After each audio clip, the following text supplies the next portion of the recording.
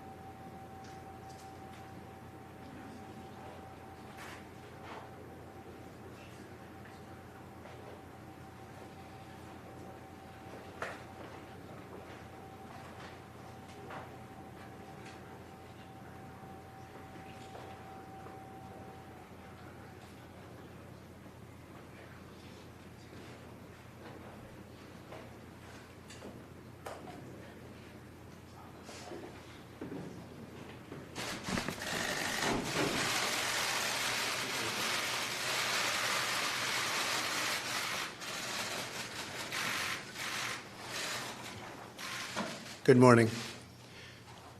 My fellow Americans, this morning, our nation is overcome with shock, horror, and sorrow. This weekend, more than 80 people were killed or wounded in two evil attacks. One Saturday morning in El Paso, Texas, a wicked man went to a Walmart store where families were shopping with their loved ones. He shot and murdered 20 people and injured 26 others, including precious little children. Then, in the early hours of Sunday morning, Dayton, Ohio, another twisted monster opened fire on a crowded downtown street. He murdered 9 people, including his own sister, and injured 27 others. The First Lady and I join all Americans in praying and grieving for the victims, their families, and the survivors. We will stand by their side forever. We will never forget. These barbaric slaughters are an assault upon our communities, an attack upon our nation, and a crime against all of humanity. We are outraged and sickened by this monstrous evil, the cruelty, the hatred, the malice, the bloodshed, and the terror. Our hearts are shattered for every family whose parents, children, husbands, and wives were ripped from their arms and their lives. America weeps for the fallen. We are a loving nation, and our children are entitled to grow up in a just, peaceful, and loving society. Together, we lock arms to shoulder the grief. We ask God in heaven to ease the anguish of those who suffer, and we vow to act with urgent resolve. I want to thank the many law enforcement personnel who responded to these atrocities with the extraordinary grace and courage of American heroes. I have spoken with Texas Governor Greg Abbott and Ohio Governor Mike DeWine, as well as Mayor DeMargo of El Paso, Texas, and Mayor Nan Whaley of Dayton, Ohio, to express our profound sadness and unfailing support. Today, we also send the condolences of our nation to President Obrador of Mexico and all the people of Mexico for the loss of their citizens in the El Paso shooting. Terrible, terrible thing. I have also been in close contact with Attorney General Barr and FBI Director Wray. Federal authorities are on the ground, and I have directed them to provide any and all assistance required, whatever is needed. The shooter in El Paso posted a manifesto online consumed by racist hate. In one voice, our nation must condemn racism, bigotry, and white supremacy. These sinister ideologies must be defeated. Hate has no place in America. Hatred warps the mind, ravages the heart, and devours the soul. We have asked the FBI to identify all further resources they need to investigate and disrupt hate crimes and domestic terrorism, whatever they need. We must recognize that the Internet has provided a dangerous avenue to radicalize disturbed minds and perform demented acts. We must shine light on the dark recesses of the Internet and stop mass murders before they start. The Internet, likewise, is used for human trafficking, illegal drug distribution, and so many other heinous crimes. The perils of the Internet and social media cannot be ignored, and they will not be ignored. In the 2 decades since Columbine, our nation has watched with rising horror and dread as one mass shooting has followed another, over and over again, decade after decade. We cannot allow ourselves to feel powerless. We can and will stop this evil contagion. In that task, we must honor the sacred memory of those we have lost by acting as one people. Open wounds cannot heal if we are divided. We must seek real bipartisan solutions. We have to do that in a bipartisan manner that will truly make America safer and better for all. First, we must do a better job of identifying and acting on early warning signs. I am directing the Department of Justice to work in partnership with local, state, and federal agencies, as well as social media companies, to develop tools that can detect mass shooters before they strike. As an example, the monster in the Parkland High School in Florida had many red flags against him, and yet nobody took decisive action. Nobody did anything. Why not? Second, we must stop the glorification of violence in our society. This includes the gruesome and grisly video games that are now commonplace. It is too easy today for troubled youth to surround themselves with a culture that celebrates violence. We must stop or substantially reduce this, and it has to begin immediately. Cultural change is hard, but each of us can choose to build a culture that celebrates the inherent worth and dignity of every human life. That's what we have to do. Third, we must reform our mental health laws to better identify mentally disturbed individuals who may commit acts of violence, and make sure those people not only get treatment, but when necessary, involuntary confinement. Mental illness and hatred pulls the trigger, not the gun. Fourth, we must make sure that those judged to pose a grave risk to public safety do not have access to firearms, and that if they do, those firearms can be taken through rapid due process. That is why I have called for red flag laws, also known as extreme risk protection orders. Today, I'm also directing the Department of Justice to propose legislation ensuring that those who commit hate crimes and mass murders face the death penalty, and that this capital punishment be delivered quickly, decisively, and without years of needless delay. These are just a few of the areas of cooperation that we can pursue. I am open and ready to listen and discuss all ideas that will actually work and make a very big difference. Republicans and Democrats have proven that we can join together in a bipartisan fashion to address this plague. Last year, we enacted the Stop School Violence and Fix NICS Acts into law, providing grants to improve school safety and strengthening critical background checks for firearm purchases. At my direction, the Department of Justice banned bump stocks. Last year, we prosecuted a record number of firearms offenses. But there is so much more that we have to do. Now is the time to set destructive partisanship aside, so destructive, and find the courage to answer hatred with unity, devotion, and love. Our future is in our control.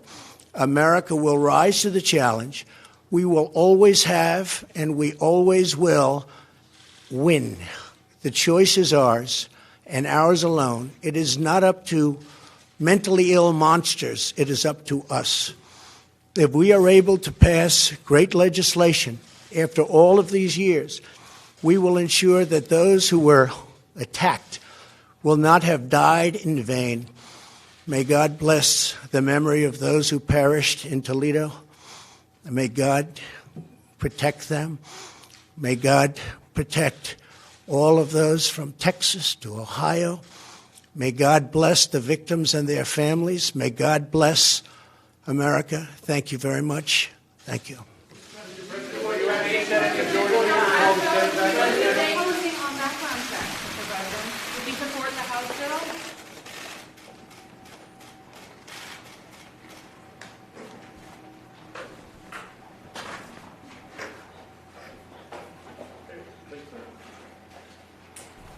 And that was President Trump speaking for the first time publicly in the wake of back-to-back mass shootings in the U.S. that claimed 29 lives and injured dozens more.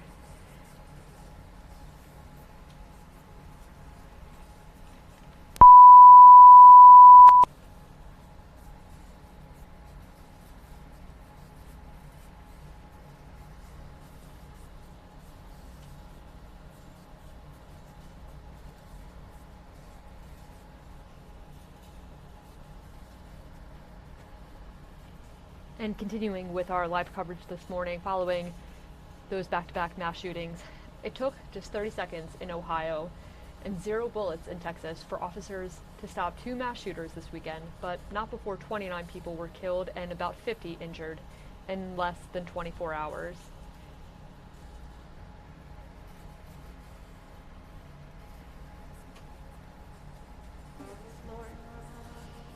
Officers gunned down the Ohio shooter at the doorstep of a bar-turned-hiding place in the middle of Dayton's nightclub district and arrested the El Paso shooter as hundreds fled a crowded shopping center. Though the 2 attacks staggered a nation accustomed to gun violence, the bigger shock may have been that the death toll wasn't worse. In the Texas border city of El Paso, a gunman opened fire Saturday morning in a shopping area packed with thousands of people during the busy back-to-school season. The attack left 20 dead and wounded more than 2 dozen, many of them critically.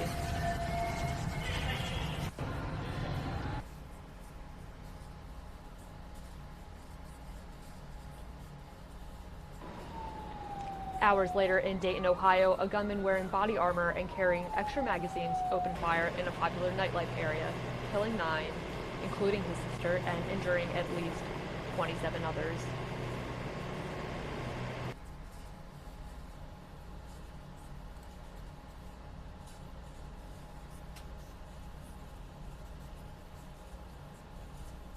Had police not responded so quickly, hundreds of people in the Oregon district could be dead today, police chief said just yesterday.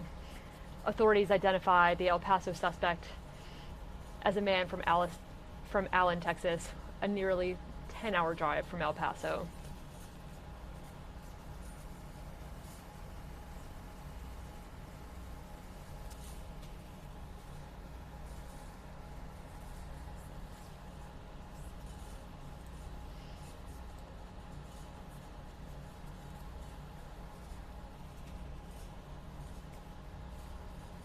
And as we continue our live coverage this morning of these back-to-back mass shootings, we'll hear more from Fox correspondent Ray Bogan, who has more from El Paso this morning.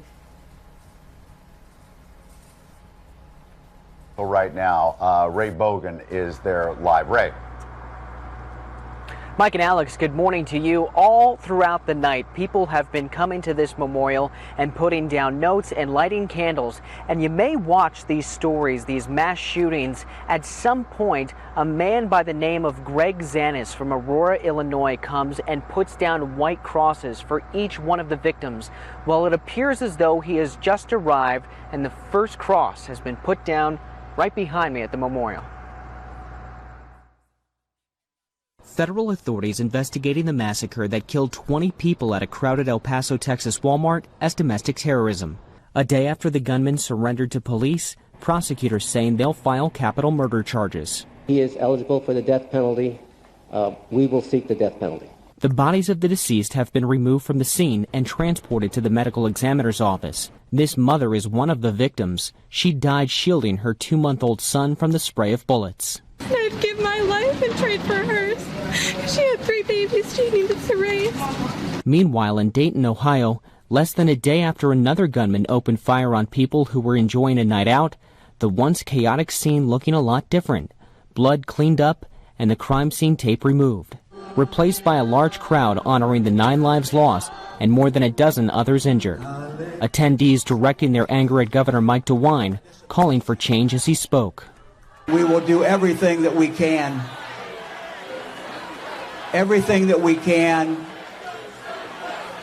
to tell you that we care. There's nothing in this individual's history or record that would have precluded him from purchasing that firearm. However, former classmates of the shooter telling the Associated Press he repeatedly threatened other students and was suspended for creating a hit list of people he wanted to kill.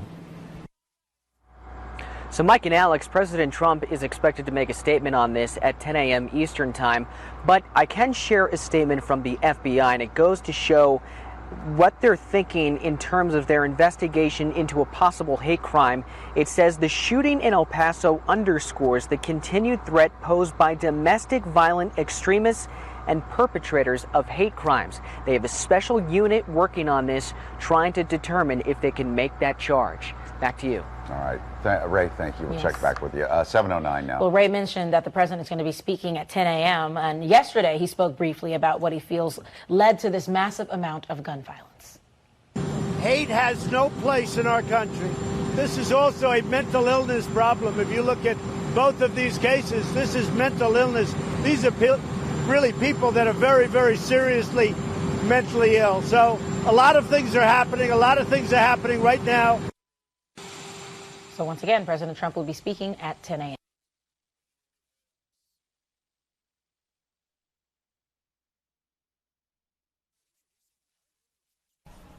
And in local news this morning, if you are a commuter, this one is for you. SEPTA's new regional rail line schedule starts today. If you take the train to work, you better double check what time it leaves before you head out the door. Fox 29's Lauren Johnson filed this report. If you are a passenger that uses regional rail, today is the day some things change. And if you like the old school pamphlets to let you know about those schedules, well, guess what? They are accurate. It says on the front of all of these, effective August 5th, 2019. So you might consider grabbing one of these to keep with you, to keep up with these changes. All of these changes going into effect today as the Southwest Connection Improvement Program wraps up. That program was a chance to make upgrades to the tracks, modernize a system that has some parts that date back to the 19th century. SEPTA officials hoping these upgrades will mean a more pleasant experience for passengers and improved and efficient travel. So look at your screen now. These are all the lines on regional rail that SEPTA says are affected by these changes, both train numbers and train times in some instances. Many cases, the trains are going to pull out from the station maybe 10 minutes earlier, some instances 10 minutes later. So you have to check on your specific route for those updates. SEPTA says the information always subject to change, so keep an eye out for updates and new information. But in the meantime, maybe grabbing one of these will help you with your commute in the coming days.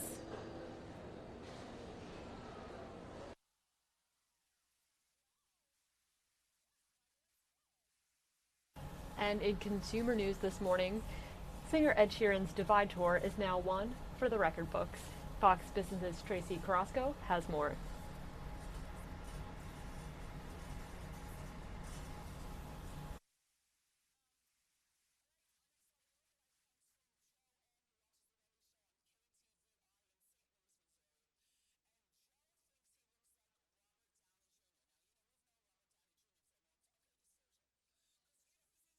And it looks like we're having some technical difficulties, so excuse us for that.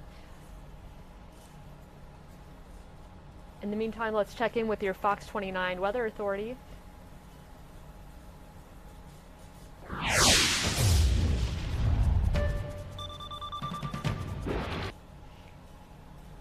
The Philadelphia area is slated for a pretty pleasant Monday with a mix of sun and clouds, and notably less humidity than we experienced this weekend.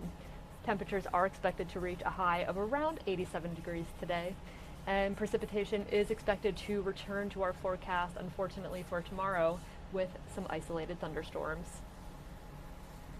Here we have a look at current temperatures in our area. Just shy of 70 degrees up in the Poconos, and already close to 80 degrees over in Lancaster and around the same right here in Philadelphia. And we've already hit the 80-degree mark down the shore in Atlantic City and Wildwood. And looking ahead to our 7-day forecast, again, a pretty pleasant day this Monday. Might be a good day to head out to the golf course. And tomorrow, those isolated thunderstorms bring some precipitation back to our area. They also threaten our Wednesday and Thursday before what appears to be a dry and sunny and not 90-degree filled weekend. and don't forget to download the latest version of the Fox 29 Weather Authority app to have the latest forecast for everyone.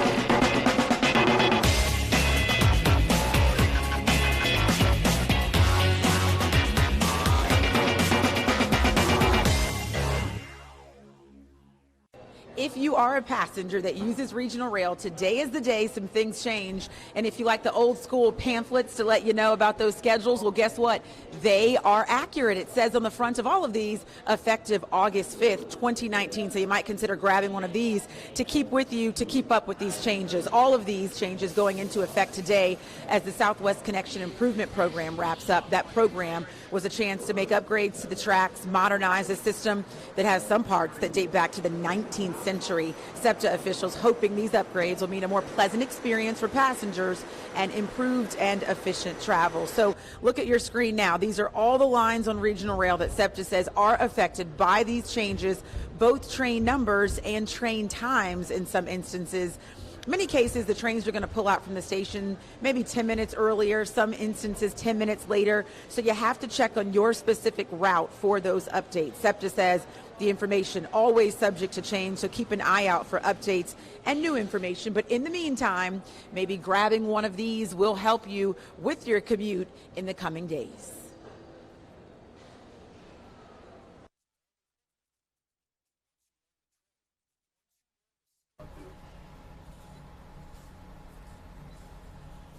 And more in local news this morning. A Bucks County man is under arrest after allegedly making violent threats against Temple University and its police department. Prosecutors say 29-year-old Patrick Bueller of Morrisville made the threats while buying 5 boxes of ammunition at the Walmart in Tullytown. According to police documents, Bueller asked a customer about Temple police response time and said they would see him in the news in the coming days. The complaint said Bueller noted he was buying the ammunition because he knows officers wear body armor. Police say he had made previous purchases of ammunition, knives, binoculars, and a two-way radio. He's behind bars on charges of terroristic threats and harassment. Also in local news, a man accused of killing his own father inside their Bustleton home is on the run. Police say 31-year-old Sohan Pandrola and his father were watching TV when he went upstairs to his bedroom, pulled out a rifle, and started firing it. His dad went upstairs to see what was going on and was struck in the head. Sohan was gone by the time police arrived, and his car was found just a couple blocks away. Detectives say Sohan has schizophrenia and should be considered armed and dangerous. And in Philadelphia, police need your help finding a missing endangered baby who may be with her mother, who does not have legal custody of her. Police are looking for Ebony Armstead. She's the mother of Princess Nova Jennings, who was born just 3 weeks ago with a serious medical condition. If the baby does not get the care she needs, it could be life-threatening. Authorities say Armstead is known to frequent the Reading and Allentown areas, so if you see her, you are urged to contact police.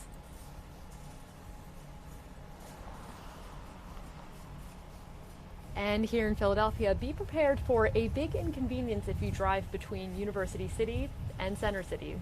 The Chestnut Street Bridge over the Schuylkill River will be closed for an entire year starting tonight. The bridge will close sometime after 8 p.m., so crews can begin work on the 62-year-old bridge. If you need to go into Center City from University City, it's recommended that you take Market Street or South Street bridges instead.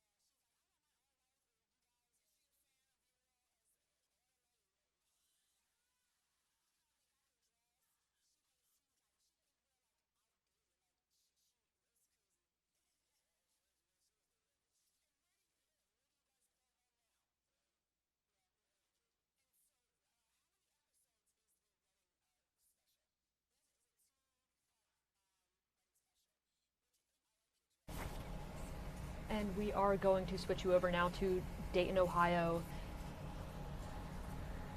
where 9 people were killed and 27 others were injured this weekend in a mass shooting there. Officials are going to provide an update in the wake of that shooting. Stay with us.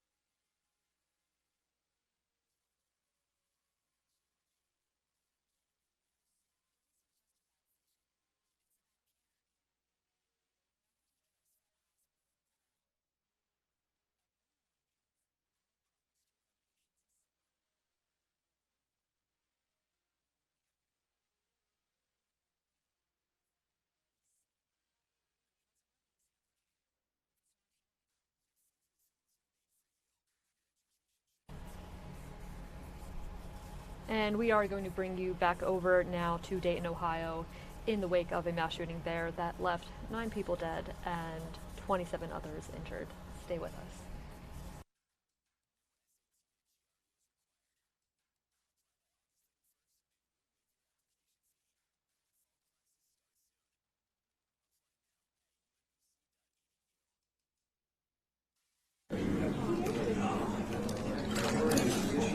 Yeah, I'm going to pull back here.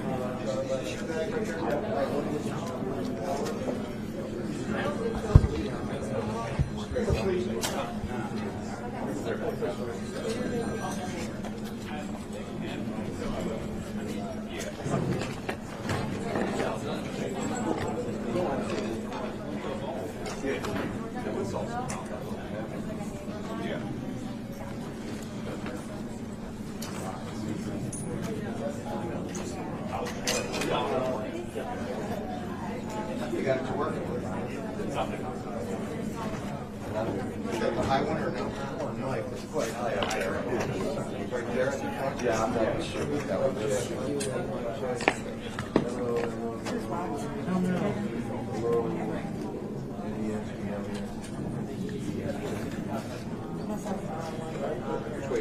I'm just going to try to put the camera down and step back and might take a few people. Please do.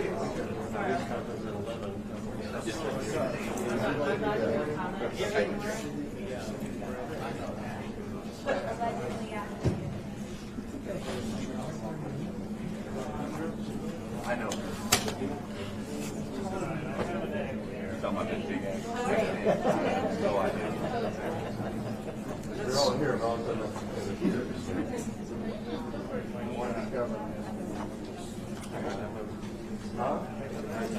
Whose microphone is this, guys? It's like huge. Isn't that something that's like 4 inches short? I don't have anything else to put it up there. Does anybody else have something shorter they can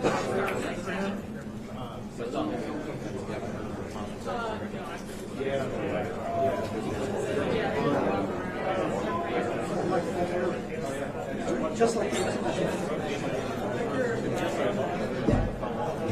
Mayor.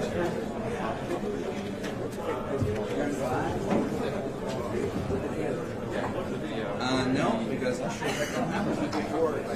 This is just going to be a straight up press conference, so nobody wants to hear my beautiful voice.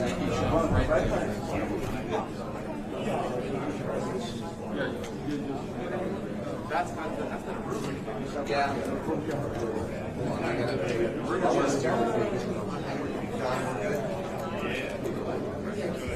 Is there anybody talking to that?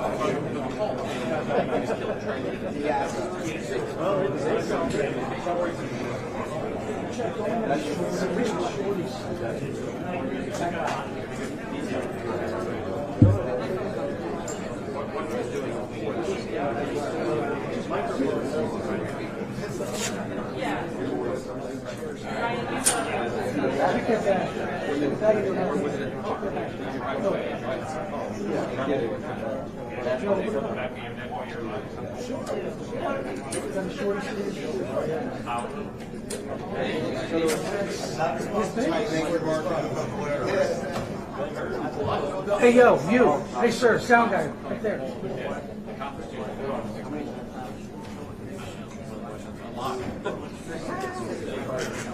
Thank you, sir.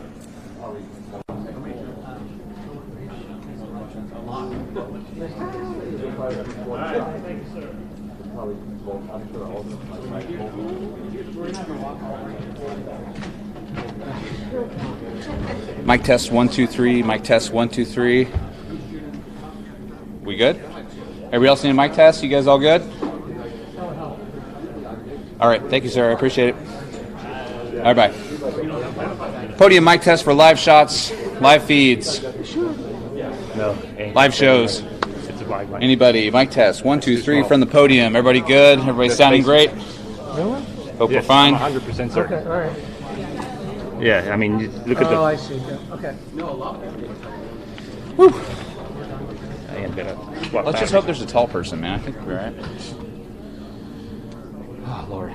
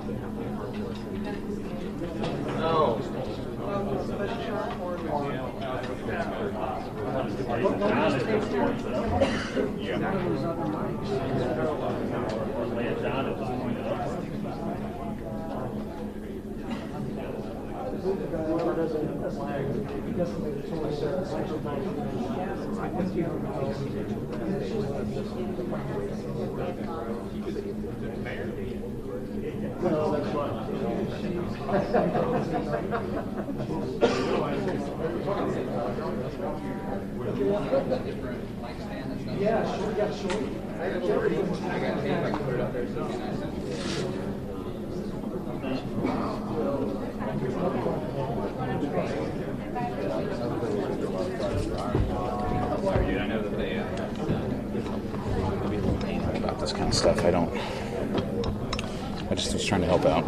Appreciate it. Maybe make sure that this will. Yeah, it'll fit even a big fat one too. Quit picking on big fat ones. Hey man, some people can't even get that. Hey, if you just pick that up gingerly, slide it out.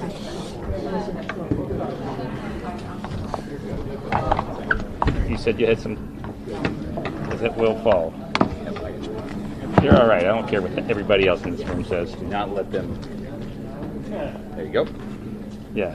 Yeah. Good. Your stand's right behind you. Is that better? I have a taller one.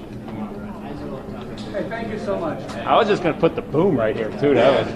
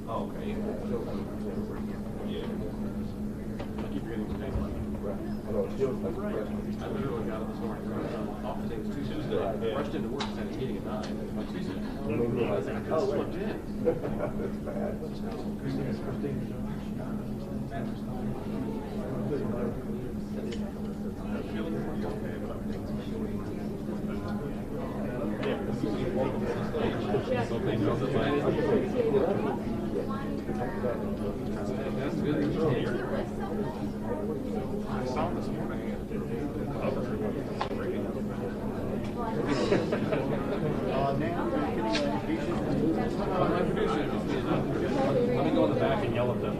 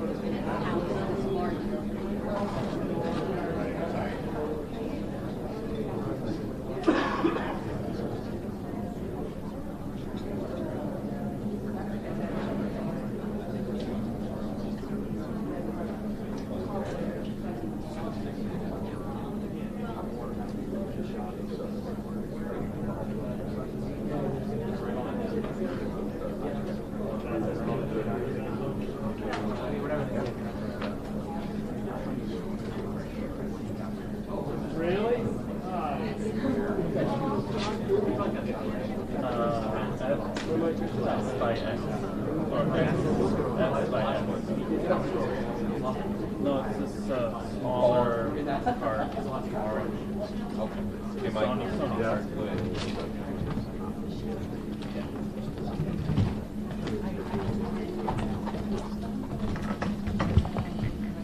All right. No videos today, right, Chief? So, all right. Get to the right, Commissioner. To the right. This is Michelle Lovely. Kristen Twitter.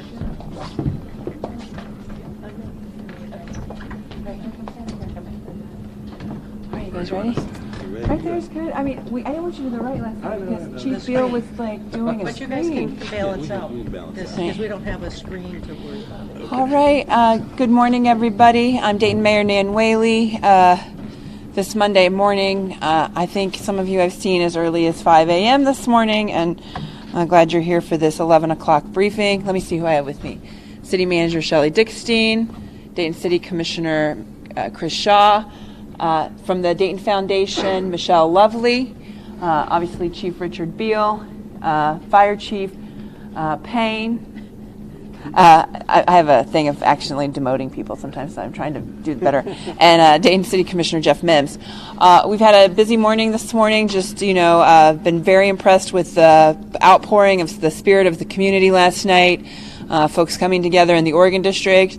The Oregon District is open. A lot of you who may not be from here will talk about how the Oregon District seems closed. Just a point of reference. It's a local-owned businesses, and so a lot of those local-owned businesses close regularly on Sunday and Monday. That is very typical for them. So if you're a regular in Dayton, you know which restaurants are open on Monday and which ones aren't. And the majority of them, that's their weekend. So I want you to make sure in your coverage. I've heard that a couple of times when folks have said, well, they say it's open, but it seems to be closed. It's because it's Sunday and Monday. I know that some of the places are planning on opening just because of this on Monday, even though they're normally not open. But we are respecting what they have to do to go through as local businesses. I'm going to turn it over to Chief Beal next to just give an update. There's not much movement on the investigation this early, but wanted to see if he had any, give him some time for some comments this morning. Thank you. Well, thank you, Mayor. I do have just very brief update. I want to remind you that we are less than 36 hours into this incident and its investigation. I can confirm that if all the magazines that were recovered from the suspect were completely full, and we have not had a chance to examine that. We just know we have magazines with bullets in them, but if all of those were completely at full capacity, including the loose rounds found on the ground near him, as well as in a backpack that he carried, he would have had a maximum of 250 rounds in his possession at the time. We can confirm at least 41 spent shell casings from his weapon based on their location and his path of travel.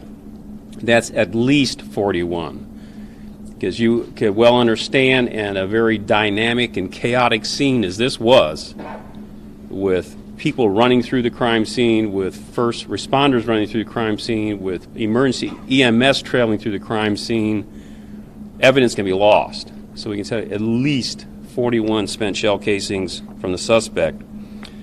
As it relates to the officers, we have recovered 45 caliber shell casings, 16.233 caliber shell casings, and 1 shotgun shell casing. In terms of the persons injured, we're getting different information from other sources of persons treated in the hospital. So we have previously said 27. There's some information there's 32.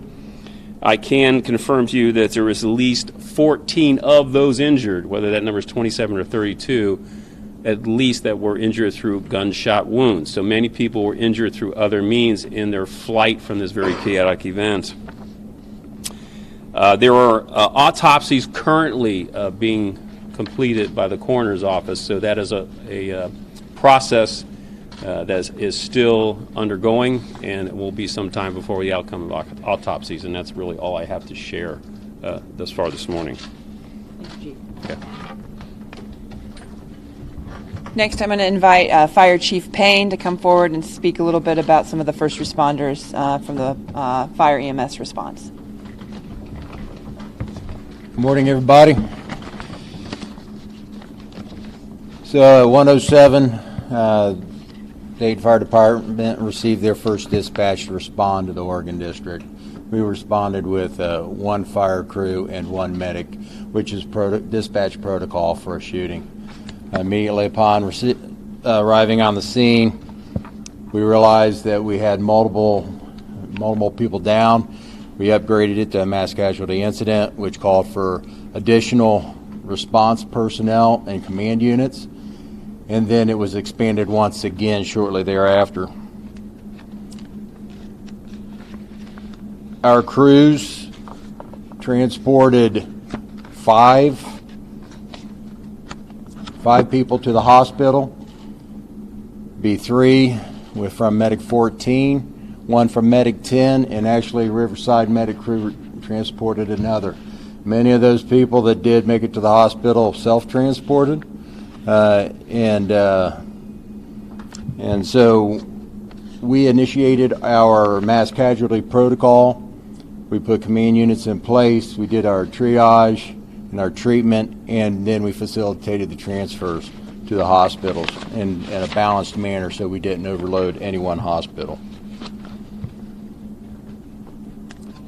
There are 37 total patients treated at area hospitals, and they resulted from injuries as a result of gunshot wounds, being trampled, and then lacerations from fleeing the scene and broken glass. As you're aware, they had 9 victims plus a shooter were pronounced at the scene, and as of 9 o'clock this morning, we have 11 victims still hospitalized. That's all I have at this time. Thank you, Chief. Next, I'd like to invite Michelle Lovely to come forward to talk a little bit about what we're doing with the funds for the victims' families and those that have been affected by this incident. Michelle? We've been approached by community members, companies, individuals, just tons of people wanting to know how they can help and what they can do. And once again, the Dayton community is just such a strong community. Unfortunately, after the tornadoes and now this, just the community shows once again that we're Dayton strong. So we have developed a fund at the Dayton Foundation, and anyone can give to that. It's the Dayton Oregon District Tragedy Fund, and the fund number is 8365. So you can give right on our website at DaytonFoundation.org. You can also just send a check to the Dayton Foundation with that fund listed in the memo line. But we have had a lot of questions about how we're using the funds and how much we've collected, and we are just as anxious as all of you to get our arms around that. But we're less than 24 hours with our fund being open. So we are meeting actually today at noon to talk to, we've been approached by community foundations all across the United States who have unfortunately been through situations like this. So they're providing guidance to us, and we're also consulting with our Council on Foundations to find out how we should appropriately be managing these funds and making sure that they're put out into the community in the best way possible. Okay, I'll now open it for questions. Can I ask the chief, do you have any greater clarity on the sister and the mutual friend of the gunman, and whether you talked to the mutual friend yet about that whole situation on the night? We've had the opportunity to have some conversation. I will say there's just more conversation needed. I will not say at this point we have clarity of the entirety of that relationship. Chief, you talked about how the three of them had separated at some point. Do the other two know when he brought the gun out? I mean, did he get the gun out of that car when they all three pulled up originally? We have no information at this time to suggest that they were aware of the weapons or when they were introduced into this environment. So we have no information at this time. Did you order weapons to get the weapons? Were they in the trunk of the vehicle, or did he leave them in another location after they separated? Did he go get it and come back? Yeah, we don't have that determined with certainty. We do know the shotgun was recovered in the trunk, but exactly how they were transported to the scene is not been clarified. What's the 36 hours of the friend? Pardon? The condition of the companion? I believe he's still being treated in the hospital. What ailment? He received a gunshot wound to the lower torso. Chief, you said it's only been 36 hours. At this point, Less than. Less than. Yeah. How close are you at this point in your mind to establishing a motive? Not close enough. Not close enough at all. We have a lot of evidence still to go through. Just based on where we're at now, we are not seeing any indication of race being a motive. But we are not through all the evidence. And so until we're through all the evidence, we cannot rule that out. But I'm saying we're not seeing any at this time that suggests race is a motive. Is it possible that he shot his sister by Obviously, this is your accident? community. If you could, I mean, going to that vigil last night, seeing all those people, I can't imagine the stress that you're under and the pain you feel for this community. Can you talk a little bit about your heart and what you've seen over the last few hours and what you've been doing? Yeah, I think, I've spoken a lot about the grit and the determination of this community, and surely the 8 o'clock vigil was no different. Grieving is a process, and as the chief said, we're probably 35 hours into this process. But I have no doubt that this community and its resilience and its willingness to see through. We've seen through many things in this community, and I know that they'll come together, that we're coming together strong again here. I'm going to let Commissioner Mims and Commissioner Shaw answer this question as well. It's very interesting. First of all, thank you all for being here. It's very interesting to see such a sea of so many people who had their hearts showing on their sleeves. Those who were concerned about the 9 victims, which I think was uppermost in terms of everyone's mind, thinking about them and thinking about their families. Having some of the ministers say some of the kind of things that they said that helped people understand our reasons for being here. Our goal is to provide as much safety as we can for our cities.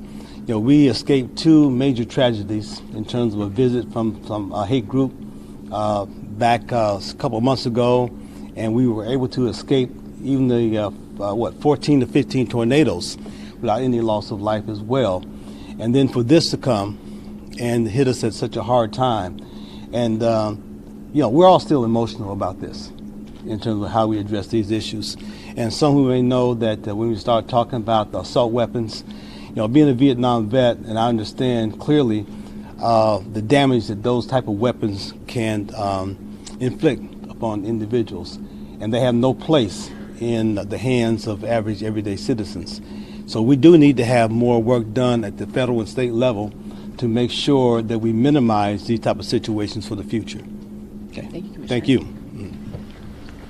Yes, I agree with what the Mayor and Commissioner said. Mayor is right that grieving is a process, and we've had great sadness over the last many hours, but now it's really turning to anger.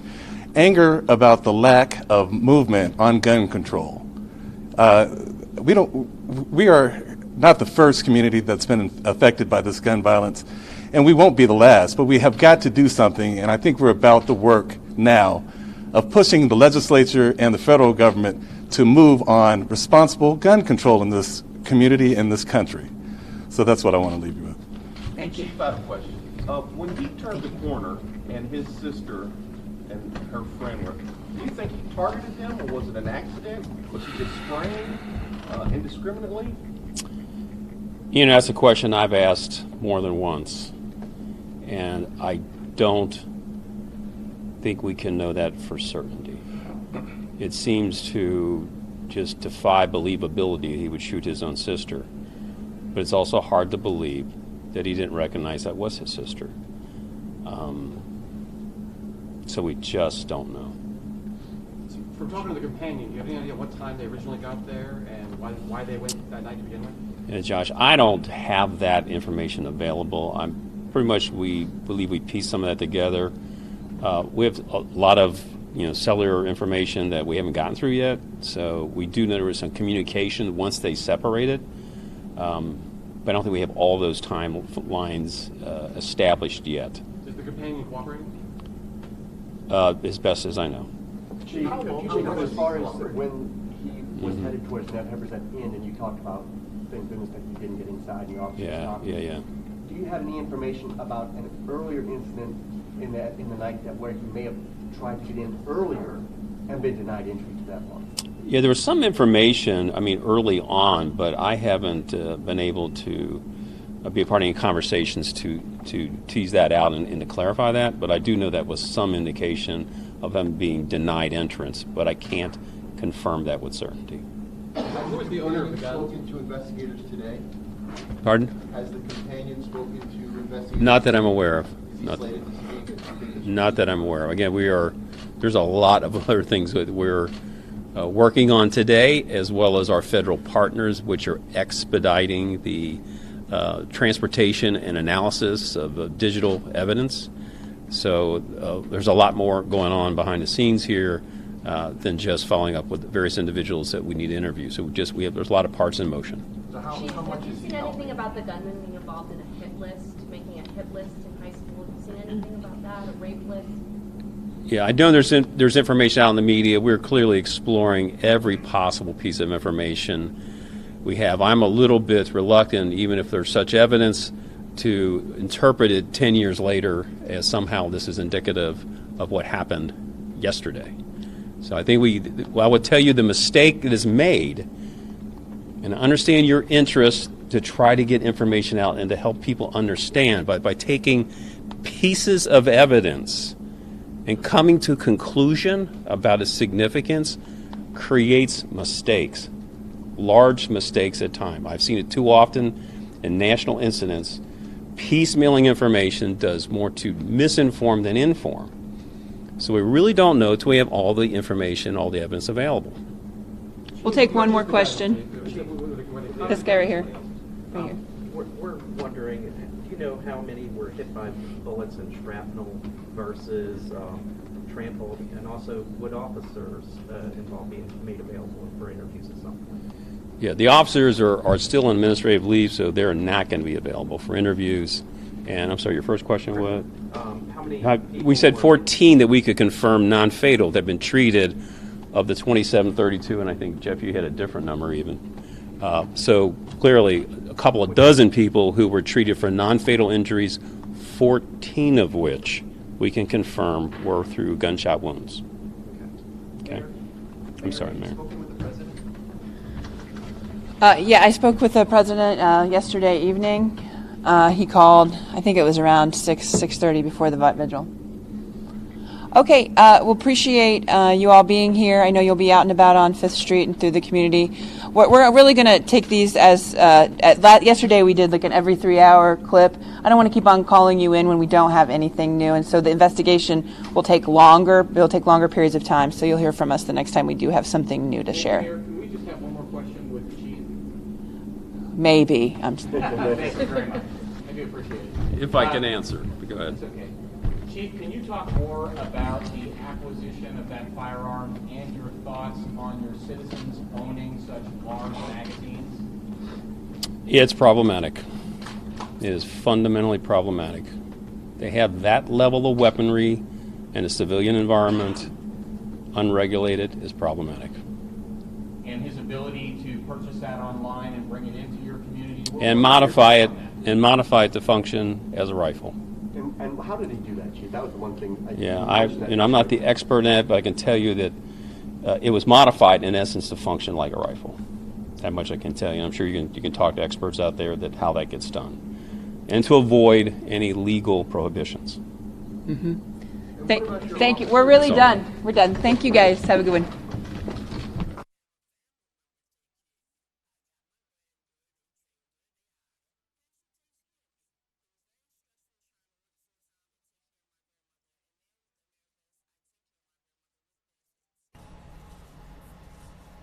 And that is going to do it for us today at Fox 29's News Now. Be sure to catch us again tomorrow, same time, same place, 10 a.m. And follow Fox 29 at fox29.com, as well as our mobile app, and across social media, Facebook, Twitter, and Instagram. And thank you for joining us this morning.